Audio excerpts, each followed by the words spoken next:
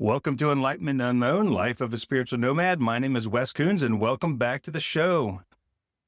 Today is a very special day. My friend Liz is here. Say hi, Liz. Hello. I've been waiting for you to come on the show for a long time. Yeah, it's been a while, huh? Yeah, it has. So we got our setup. We're trying to see each other as we talk with all the equipment. It's fun. So how are you? I'm good. Good. Yeah, I'm really good. Yeah. You know what's cool?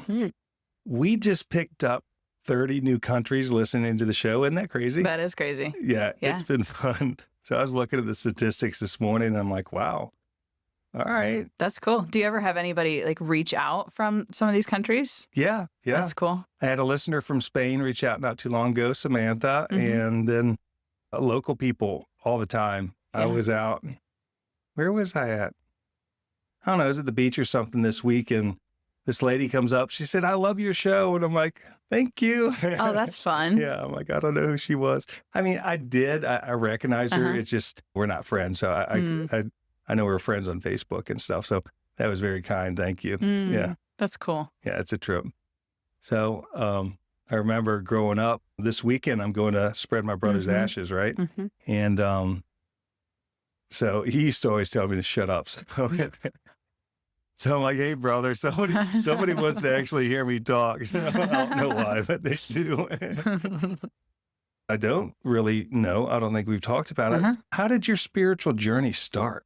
Oh, gosh. Yeah, it's a kind of a two-part question. It's a young Liz, little Liz, and a 5 years ago Liz, almost 6 years ago Liz. So when I was a kid, I was experiencing a lot of things that I didn't know were quote unquote spiritual, right? Yeah. But it was definitely me tapping into certain psychic abilities.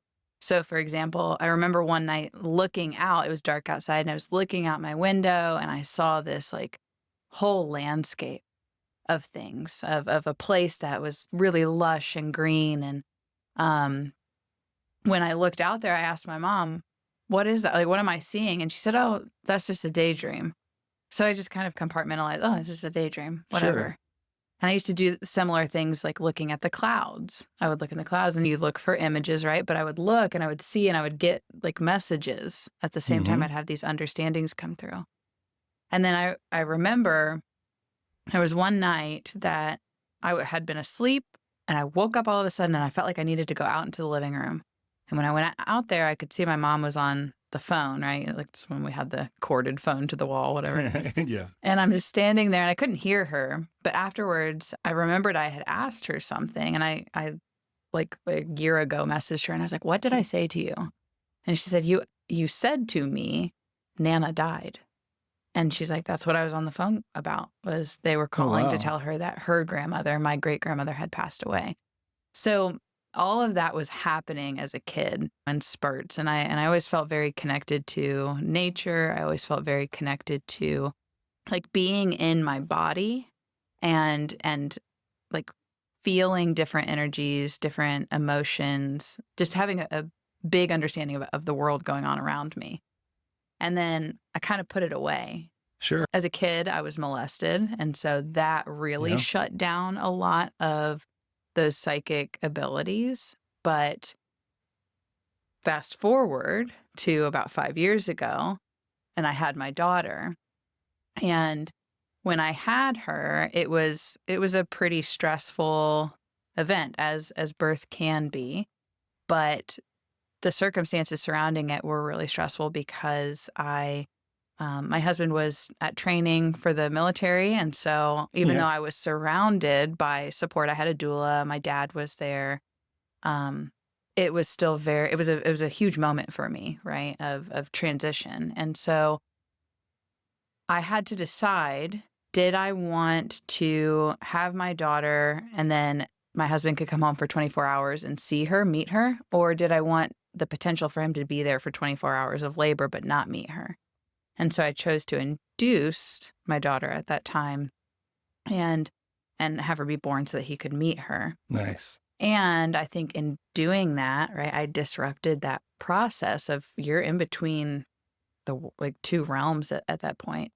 And it created almost this schism in my body of you're birthing this baby, but that portal is totally open. And so I had postpartum, I had a lot of anxiety happening, but at the same time, all of these abilities that I experienced as a kid came flooding back in. And so my nervous system was like super overwhelmed. Like I thought that maybe I was experiencing psychosis for a moment, but what I now understand is that I was actually hearing my team, hearing my guides talk to me and help me understand what was happening at the time, but I didn't know how to comprehend that. And so it opened up the door, though, for me to find all of the modalities that I use, because my daughter needed craniosacral therapy. And then I experienced Reiki when we moved here to Virginia Beach. And so it was like her birth totally opened up the pathway for me to go down, to be able to do all of these things. That's interesting how you said that when your daughter was born, this portal was open. I never really thought about that. Oh, yeah. Yeah, there is, isn't there? I've never thought about that. That's right. Yeah, and I've done a lot of contemplation around all of these things opening for me as a kid, especially in connection with what happened when I was molested and it was shut down. That sacral chakra, which is such a healing zone in our body, that energy also got shut down for me in a way, or it got blocked in a specific way. And so when we're birthing children, that sacral chakra is revved up. I mean, that creative life force energy is literally bringing life into the world, right? And so for me, a lot of my psychic abilities come from really fostering and feeding that sacral energy, that life force energy. That's cool. That's cool. Now, it's interesting. You said everything turned back on when I went through my story with the haunted house. I didn't have gifts as a kid. I didn't have those things. And then all of a sudden, everything was there. Everything was turned on, and I was energetically wide open. So it was quite painful. So I can appreciate that. So do you think postpartum depression is where the energy's just gotten jumbled up or something when the baby's being born? That's a really good question. I think there's a complex answer for that. I think it's possible.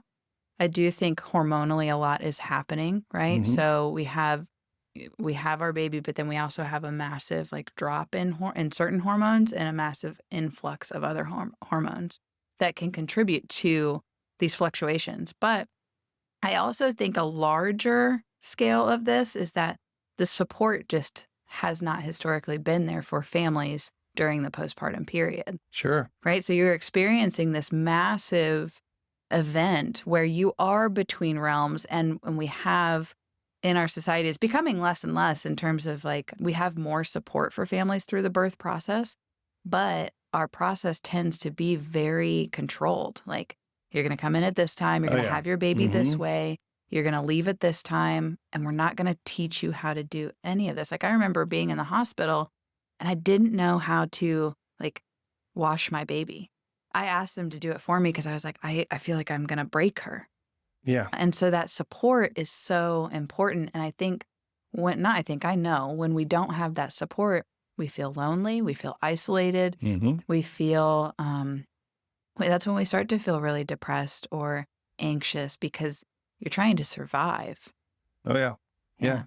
Well, I remember when Sydney was born, I wasn't with her mom. And then I got to pick up my daughter, and but previous to that, I remember going to the grocery store and just crying. I didn't know what to get, and this lady stopped and helped me, and she picked out all these foods and all this stuff, and I was so grateful. Yeah, we're not taught those things. We're not an animal that has that instinct. We have to be taught, and that's right. So much that is lost in our culture. That's right. I mean, even the concept of, I used to hear a lot when I was pregnant, it's going to be like love at first sight with your baby. I did not feel that way with my daughter. I remember feeling so much shame around the fact that when I looked at her, I didn't love her like I thought I was supposed to. Sure. Now, do I love my daughter? I love her so much. And when she was born, she was a stranger to me, right? I didn't know her. I didn't know how to care for her. And also, that new version of myself was kind of a stranger to me too. Well, did you even know who you were at the time? No, absolutely not. Do I Most of really us even know don't. who I am today? I Yeah. know myself more than I ever have, but hmm I also know that I'm still becoming, right? Like, Yeah. or I'm not becoming, I already am, but I'm just unfolding like all hmm the different layers. Yeah. Yeah. So when I looked at your website, it says CST with Liz. What is CST? Yeah. So it's a funny question because I'm in the process of kind of shifting a lot. Mm-hmm. I became known in this area for CST, craniosacral therapy. And what I'm changing to is what I call psychic embodiment work. That Nice. includes craniosacral therapy, but it also includes other modalities like Reiki, Mm-hmm. like mediumship, tarot reading, dowsing. So for people that don't understand a word, what you're saying, Yep. like me right now, Yep. so what is craniosacral therapy? Yeah. So craniosacral therapy is a form of body work. It's Okay. very gentle, hands-on technique. Mm-hmm. But what we're looking to do, and I want to incorporate craniosacral therapy with craniosacral fascial therapy. What we're doing with both of those is that we're looking at the fascial web, so that connective tissue around the body, but we're also looking at the flow of cerebrospinal fluid as it flows from the sacrum up the spine, around the cranium and back down. Mm-hmm. So we're looking at in the central nervous system um, how everything's operating with each other. Do we have anything out of balance? Is the flow of CSF, cerebrospinal fluid, blocked anywhere? And can we hold and rebalance? So Sure. very gentle techniques. Sometimes it's like, I tell people, you're going to think I'm not doing anything. It's going to look like I'm just putting my Yeah. hands on you, but Mm-hmm. I'm feeling for these subtle waves in your body. And if there's any asymmetry, so for example, if I'm holding the back of your head, your occiput, and I feel one side is able to contract and expand, because our bodies are always moving. We're always, even if we feel like we are quote unquote still, we are always in movement. And sometimes one side might be moving more or expanding and contracting more efficiently than the other side. And so with that presence of our hands and with the intention of like what direction these bones are supposed to go, we're asking them to move in and out, contract, expand the way that they're supposed to. Nice. Yeah. And what that does is it relaxes the nervous system. So I do a lot of healing work, and the stuff you're talking about, I'm like, that's crazy. I don't see it that way. I don't feel it that way. Uh-huh. So do you think it's something somebody could be taught to do, or Oh, absolutely. you either have the gift or you don't? I think you can be taught to do it. Now, every person who does this type of work has their own flavor, which is Mm-hmm. why I'm calling what I do psychic embodiment, because traditionally with craniosacral therapy, you're following a protocol and you're checking, all right, can we move this way? All right, let's go to the next part. Can we move this way? What I like to do is when I'm with a person, I'm asking all layers of their body, their physical, mental, emotional, spiritual bodies, where do you need the most support today? And I might be using craniosacral therapy techniques, let's say at their feet, like I'm doing Mm-hmm. a heel pull to provide traction in their spine. But then I also might be needing to use Reiki to help move the energy down and out the bottoms of their feet, right? To get them grounded. Sure. And that's why I call it psychic embodiment, is because I'm not only asking their bodies, but I'm asking their team too. Where do they need the most support today? And that's when their guides are going to come in, their angels, their loved ones who have passed. They will help me know where to go. And there are times in a session that I'm like, I had a session the other day that I needed to put very specific stones, crystals on parts that I was like, you want me to put a green stone on their root? Why? What do I need to do? And I just kept hearing, just do it. Just listen to me and do it. And when I did, this person had such a massive shift in their nervous system, but also in the tissues of their body. Like they felt much more relaxed afterwards. Nice. Yeah. Well, I hope they don't ask me for a green stone because I'm colorblind. I'm in trouble. Yeah. No, when I call an angel team in to work with somebody, they're like emergency room nurses. And Yes. sometimes the room I've been in is a little small and they're like, we want you farther away. And I've had to leave the room. I'm like, okay, I'll stand outside. Yes. Yeah. Yeah. Sometimes it is like that, right? And that's what I explain to people is at times during a psychic embodiment session, you might feel my hands on you. But then there are going to be times that you don't feel my hands on you. And I'm still there. I'm still working, or your team is working. Like there are moments where I'll be working, let's say underneath somebody's sacrum, and I'm like, oh, I really need their ears to be held right now. And so I will ask their team, can you please go provide some presence at their ears? And it's so wild, the things that can shift when we're working in tandem for the person on the table. But I wanted to get back to your original question of can somebody be taught this? Absolutely. That's cool. Yeah. And we can teach modalities, right? We can teach protocols. And what I'm finding to be very important is teaching how to tap into yourself, your own intuition, how you sense the world around you. I'm noticing a lot of people are starting to come to me in sessions seeking that information. I'm experiencing this. What does that mean? And then we just go into that. We talk more about it. Yeah, it's fun. The cool thing about the podcast and interviewing a lot of healers in this market, man, I am surrounded by some of the most talented women on the planet. And it is so much fun. So you're so gifted and so beautiful and so talented. And you've lost like 90 pounds, right? Yeah. I'm like, you walked in the door, I'm like, who's standing here? Good for you. Thank you very much. Good for you. We did that healing session with me. I came in and that was crazy. It was beautiful crazy. It was really cool. I don't remember all the details, but I remember you were telling me how you were connecting with the younger version of myself and helping heal things. And those are opportunities I've not seen in healing work. So I thought when you were telling me that was really, really cool.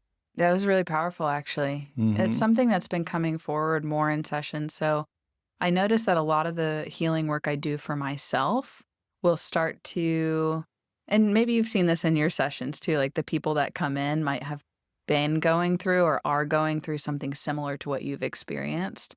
And so what I find is that the various modalities that I work through in healing myself, then it's like I can show up in a way to be able to help in that way too. So for example, meeting with your inner child, there was a lot of parts work happening there.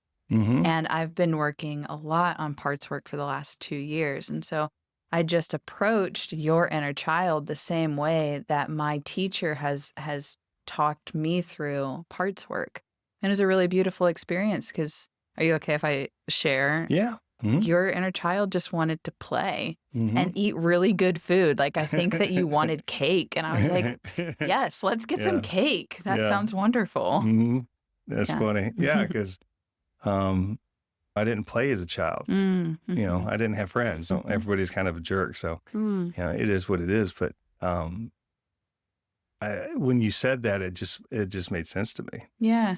Yeah. Yeah. So how long have you been doing this work? Yeah, about 5 years. Nice. Yeah. So after my daughter was born, I hit the ground running with trying to figure out how I could help do this work.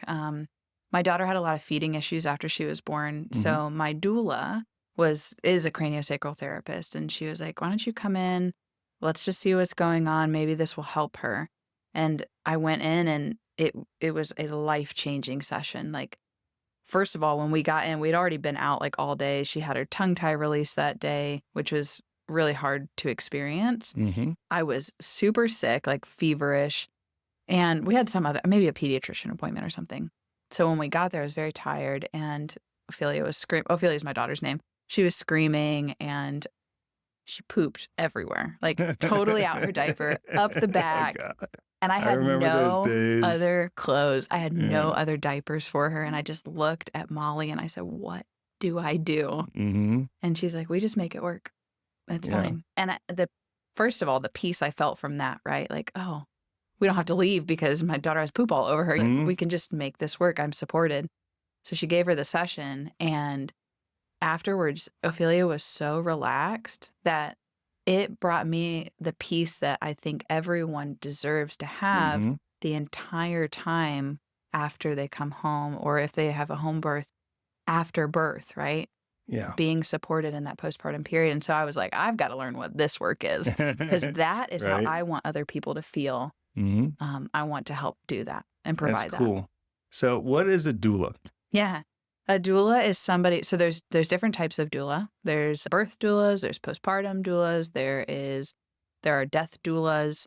A doula is somebody who helps be supportive through a particular process. So, for example, my birth doula helped me through labor and birth, and she checked in on me during the postpartum period as well. When I came here, so I had my daughter in Kansas, and when we moved here to Virginia Beach, not only did I start to learn craniosacral therapy, but I actually wanted to become a postpartum doula so that I could come Nice. in and help people during that time transition from birth to postpartum so that they could feel supported. And so for that, it looks like coming in to help clean, take care of the baby, take care of the parents, maybe make some food, just be a presence in the home and help support in whatever way is needed. Yeah, I have a friend of mine. I think her son Phoenix, well, he's in the Army now, so it's been a minute. And she gave birth in her kitchen in a blow-up tub with water in it. That's right, yeah. And I'm like, you're freaking me out telling me this stuff. No, it's really powerful. Yeah. Yeah, it's a really powerful experience to have. I mean, I think every birth is a powerful experience to have, no matter what way it happens.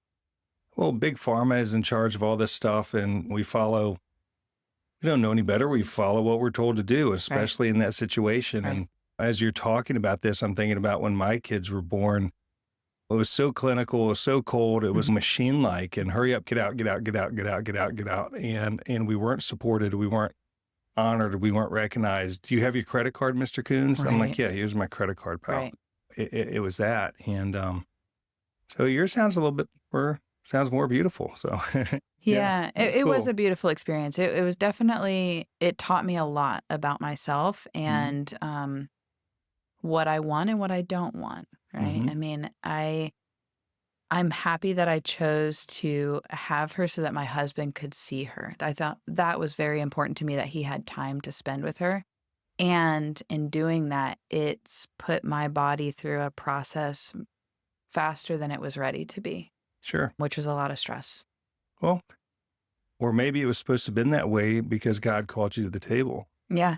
Right. And that's the thing. I would not go back and change any of it, because all of it is what opened the door for me to be able to show up in the world the way that I do now. Yeah. Yeah. It's interesting. I was reading something the other day, and they were talking about this guy who had 0 gifts, was in a really bad car accident, woke up out of a coma after 3 days.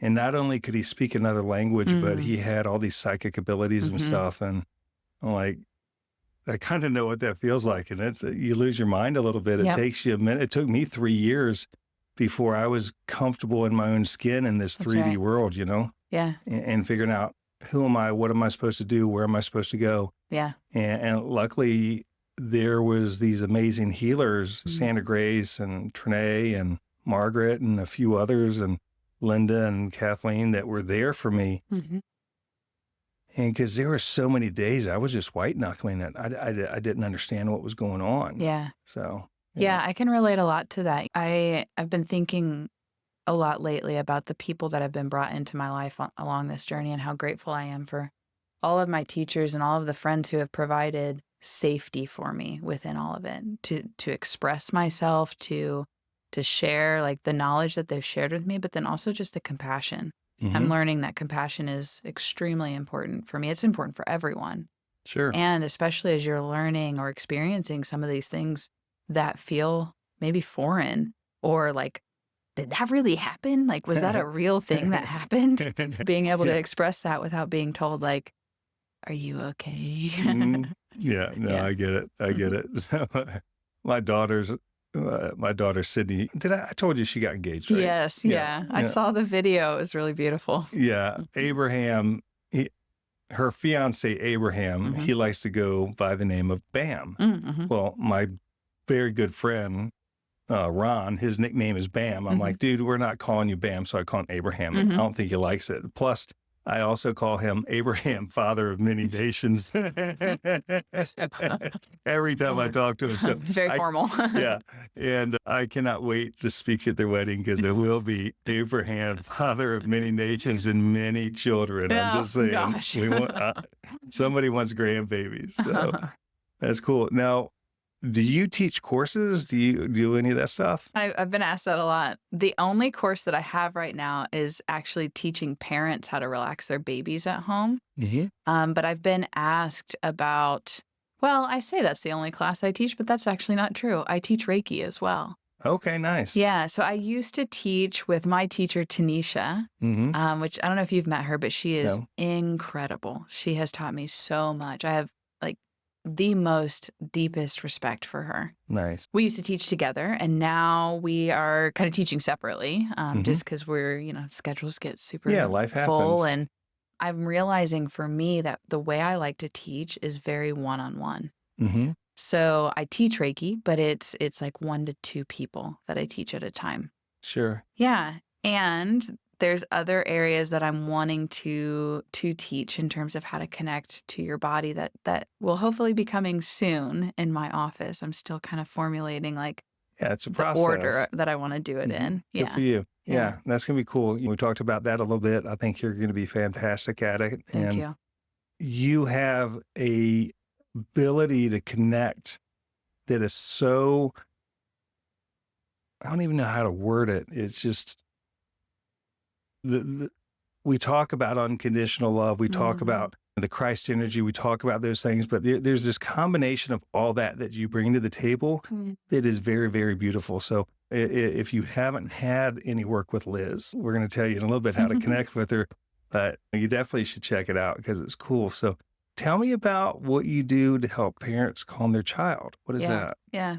Thank you, first of all, for saying that. That makes me feel good because when somebody comes into my office, it's important to me that they feel safe, but it's also important that they feel held. And I've been told by several people that when they have sessions, it feels to them as if their mom is holding them. Yes. And that is one of the biggest compliments that I can receive because I know what it feels like to want to be held by your mom in a loving, tender way, right? And so it's a huge compliment for me. So thank you. You're welcome. Yeah. You're making me cry. Yeah, that's okay. Yeah. As you're talking about that, I could feel my mom come in the room, the crazy, beautiful life that we lead. Yeah. And, but yeah, I mean, one of the things we've talked about and you've helped me with is we both have been molested as a child. Yeah. And trying to heal some of that that's been in the past has been elusive universe. So I'm moving through that. And it's interesting how that event can stick, and other things too. Yeah. And I talk about on the show, we can heal in a moment, but this is one of them that I haven't figured out how to heal in a moment. Right? Yeah. Because I think we heal it in small moments. Sometimes it's big. Sometimes it's big the way that it comes in, right? The way that water rushes in to flow. And sometimes it's a trickle. I just was thinking about that this weekend. I had an experience. I was in Houston meeting my mentor, and she's mentoring me within Tantra work. And one of the events that she hosted was called Brunch and Boobies. And so us women got together and we had brunch and we had our shirts off, right? Okay. It's very liberating. It's very freeing. And one of the things that we did was a sacred undressing where we could choose either to do ourselves, like to take our top off ourselves and be very present with our bodies, very mindful with how we approach our bodies. Or we could choose to do that with a partner. Sure. And so I chose to do this with a partner. And it was a very special moment for me because when she had taken my top off, she just held my breasts. And I've done so much work, so much healing around my molestation. But this opened up another moment for healing where this woman, this feminine energy is holding me and I'm just leaning back into her and there is a pleasurable experience in that, but it was such a heartwarming, safe experience. So it recoded something in my body that I had already been recoding many times over, right? And Nice. I think that's just part of it being a core wound, is that it might not ever go away, but the love and the capacity to forgive and to rewrite the pain that's there will continue to grow and grow and grow. See, as you're talking about that beautiful experience you went through, I mean, it gives me anxiety. Yeah. I am 55 years old, and it is difficult. It is very difficult for me to allow somebody to touch me. And so as I sat there and look at, I haven't healed from that experience as a child fully, but a lot of that really is the other aspects of Wes, the unworthiness in the past, attracting women that would throw me in the trash easily. And then Trinae let me know, and she's like, well, where do you throw yourself in the trash easily? I'm like, thanks, Trinae. But the reality is my vibration brought those people in because I did throw myself in the trash. So I think there's different aspects of, I have that experience, that trauma of being molested as a child, and then making bad decisions, or maybe they're not bad decisions, but making decisions, unhealed decisions. Right. Yeah. Well, also making decisions, I think it's important to notice that those decisions are also coming from a place that wants to deeply protect you. Sure. Right? You are yourself a certain way, probably out of a protective mechanism. That's something I've been thinking a lot about as well, right? Especially as it relates to thinking of the father wounding and mother wounding. Sure. How do we relate to masculine and feminine energies based out of our wounding? And that's part of what I realized in that moment too with this woman, as she was just holding me, is like, she doesn't expect anything out of me in this moment. All she wants to do is show me love. Yeah. She just wants to hold you. That's right. Yeah. And I've had these protective mechanisms in the past of not trusting that another woman is going to be able to hold me safely. And I've had moments where not trusting that another man is going to be able to be present and safe with me. Right? Yeah. So we have to be really compassionate to those parts that come forward that are anxious, right? Yeah, absolutely. And that are scared and that are maybe pissed off. They're all very valuable. Yeah. Yeah. It's lots of moving parts, right? And one of the things I see in the healing world, in this healing journey, is the lack of men that participate. I know one of the frustrations Andrea always had is, how do we connect with the men? I'm like, girl, I don't know how to connect with the guys. I can talk to my buddies and they're like, yeah, man, fucking okay, I'll be a man. I'm like, I am being a man. I'm healing the trauma and the stuff, and I'm changing my life, and I'm showing my children that I can do different. And if dad can be different, they can be different. Yeah. And Sydney follows right behind me. I remember the day I got the phone call from her, and she said, I've watched you do all this hard work and change, and I want that too. That's right. I think I could leave her $1 billion, or I could teach her how to love herself. That's right. I'd rather teach her how to, well, maybe both. She'd probably be like, I can take both. Yeah. Well, and also you can show her how you love yourself. That's right. Right. Because this is something recently that I had a realization about with my mom, is I think we both want the same for each other. We both want each other to be happy. And there's all this pressure from a parent to child perspective, child to parent perspective, of trying to make the other happy. But as parents, when we can teach our kids, it is okay to connect with yourself, to love yourself, to be present with yourself. It teaches them that they can too. And something that I really want to say is that I see so many men like yourself who are doing this deep inner work. And it is so important because we've lived in a society that, says, don't cry. Don't have emotions. But also be everything, please. Exactly. Provide. Yeah. You must provide, and you must not do anything else. And so I think it's really important to acknowledge that. And my hope is that, especially here in Virginia Beach, that we can have more men's circles. I have one client that I keep saying, like, I think that you would be great to lead this men's circle. Yeah. Because obviously I'm not going to lead the men's circle. Sure. Sure. Well, in today's society, you can identify as a man and just do it, right? I could, but I don't, right? I don't identify as a man. I know, I'm teasing. Yeah.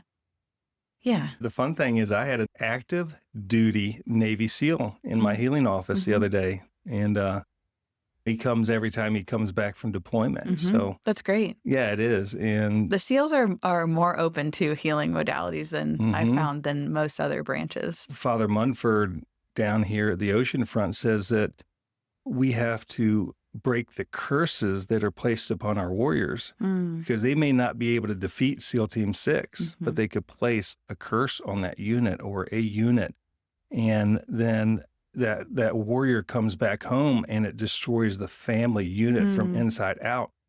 And I was surprised when he said that. Yeah. And Father Munford helped me with a lot of things. Yeah. I mean, I think that stands true for the dynamics of the masculine and feminine in all of us, right? Especially if we're looking at, the way that men have to be in this world. They have to show up in a presence of being a warrior. And so it is important that they are taken care of as well, that they are cherished as well, so that they can continue to show up in loving presence. Absolutely. Well, when Sydney was she was in that zone of wanting to get engaged, and she just said, Daddy, I don't want to have the marriage that you've got. And I remember how that hurt my heart. But the reality is, with the work that I've done, instead of giving her some BS advice, well, you can't trust men, or you see people do that horrible advice, I told her, I said, honey, I said, your mother and I did the best we could. Yeah. Your mom is beautiful. She is talented. She is a great mother. But we were both highly unhealed. And you and Abraham have a connection that Mom and I never was able to get to. Yeah. And we were able to have a conversation with depth of that level. And she's like, thank you. That made me feel so much better. Just trying to be a better version. Yeah. Be a better dad. Yeah. And I like being able to do that and being present for her, right? Yeah. So. And being honest. I mean, there's so much vulnerability that you're sharing right now, but that you shared with her, right? That gives her permission to be vulnerable in her own experiences as well, not just with herself, but with Abraham, with her friends, with the rest of her family, with the world. Sure. And I told her, and I told Abraham too, I said, when her mom and I got married, if you take the 28-year-old Wesley and the 28-year-old Abraham and put them side by side, Abraham's a better man than I was. I was so broken, coming out of the Marine Corps, doing drugs, fighting, getting in trouble with the law. When I found out Sydney was here, I think if Sydney was not born, I probably wouldn't be here today. Well, things were going down. I wasn't always holy and spiritual, Yeah. But to be able to sit there and tell that young man that he is a better man than me when we take those two people and put them side by side, because he is more healed than I was. He is more calm than I was. He is more well-rounded than I was. And, I think he really appreciated that. And watching them connect and supporting them, and I think it's going to be beautiful. And since you guys don't listen to the show, I still want grandbabies soon. Yeah. And opening up room for when there are really crunchy moments, right? When there are times where it doesn't feel as quote unquote beautiful, because we're all humans. And relationships are complex. They just really are. The way that we relate to others is complex. It's definitely interesting. So Liz, yes, if somebody wanted to connect with you, how would they find you? Yeah, so a good way to do that is to go to my Instagram. It's called With Liz Chandler. My website is kind of under reconstruction at this point, so my Instagram is probably the best. Or if they want to message me, they can. My phone number is 316-272-2720. Nice. Or you could reach out to the show and I'll connect you with the Liz. Cool. And so you have your own space, right? Here in Virginia Beach. Yeah, I do. My office is on Magic Hollow Boulevard, which is like the perfect name for the work that I do. It's magical, isn't it? It is. It feels very magical. Yeah. Yeah. So this was cool. Thank you for coming on the show. Thank you. You're an amazing person. You're an amazing healer. I've enjoyed our friendship and watching you grow and change the things that you're working on right now has been really fun to watch. So thank you, Wes. Yeah. Everybody, thank you for being on the show this week, and I will talk to you next week.